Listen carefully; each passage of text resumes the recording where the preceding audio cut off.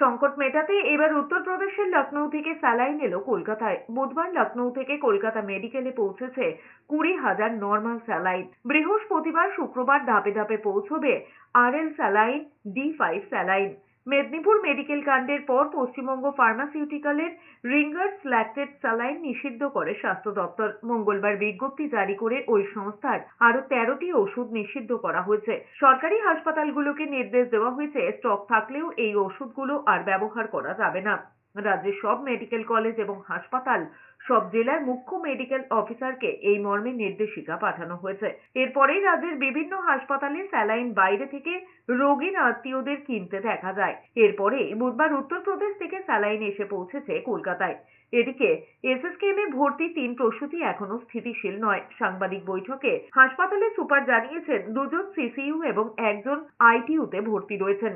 তাদের মধ্যে মিনারা বিবি এবং মাম্পি সিং সিসিইউতে ছিলেন আর নাসরিন খাতুন আইটিইউতে।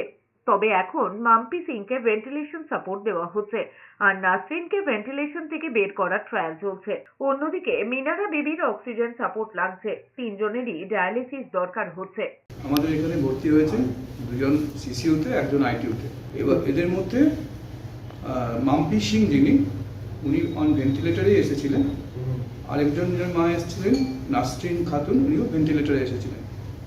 এই দুজনেরই ভেন্টিলেটরের মধ্যে একজনকে এখনো ভেন্টিলেটরে সাপোর্ট দিতে হচ্ছে, মাম্পি সিং, আর একজনকে ভেন্টিলেটর থেকে ট্রায়াল ভেন্টিলেটর অফ করা হয়েছে, কিন্তু ওনারা এখনো সাপোর্ট লাগছে।